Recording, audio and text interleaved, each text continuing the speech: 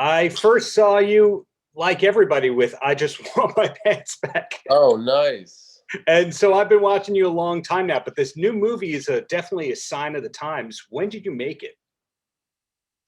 The first the principal shoot was in 2018, and we did do a couple pickup days in 2019.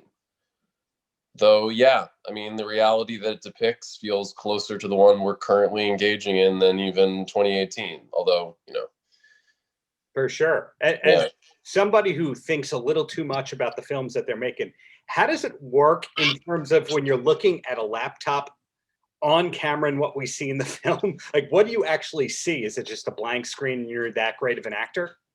No, no, no. I would not have been as very good at all if it was just a blank screen. Ben, the way he designed that the cam to client chat was really just using. I'm not exactly sure. Maybe we used Skype and he just framed out the Skype logo.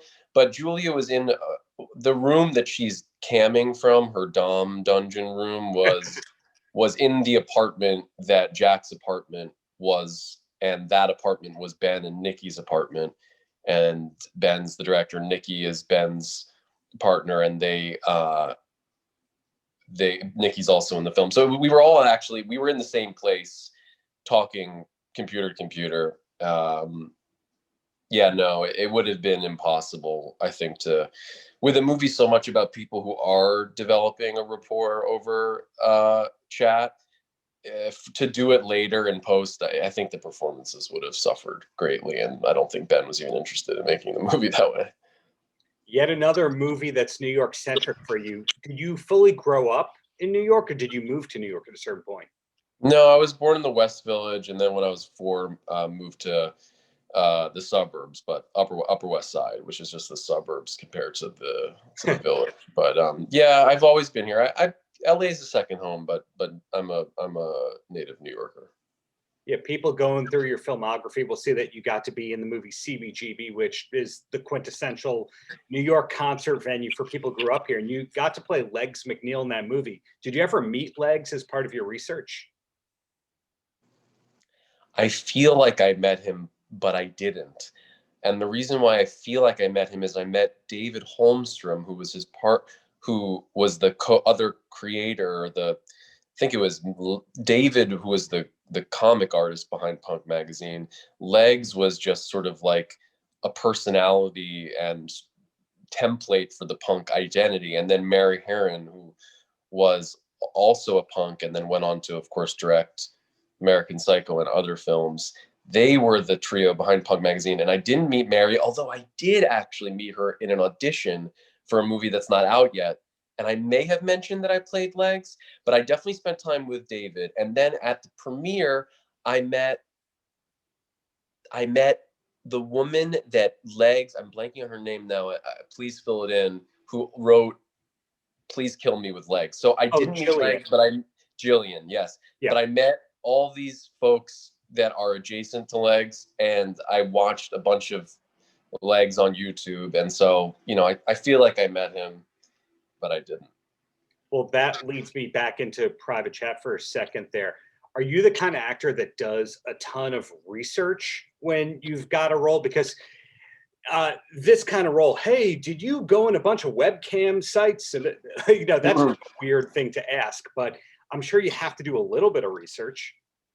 Yeah, I mean, the answer is, in terms of am I the kind of actor? Yes and no. It always is dependent on what I think the part dictates. I had totally seen cam girl websites before playing this part. I mean, it would be ridiculous to not admit that. So I was familiar with that.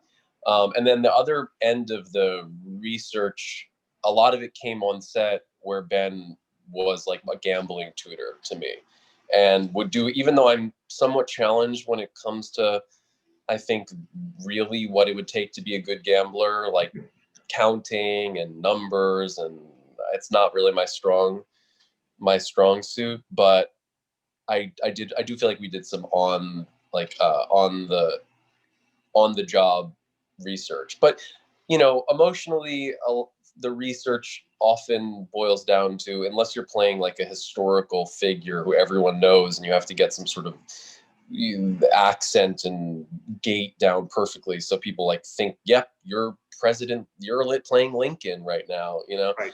A lot of the research is more unconscious and subtle, and just it's about letting the character sort of enter you via osmosis, reading the script, thinking about the scenes, dreaming about the scenes. But the real work, the thing that makes, you know, I think any actor that doesn't admit this is lying. You can do any amount of work before the shoot, but the character is really born with the other actors on set and with the director, because that is where acting is, you know.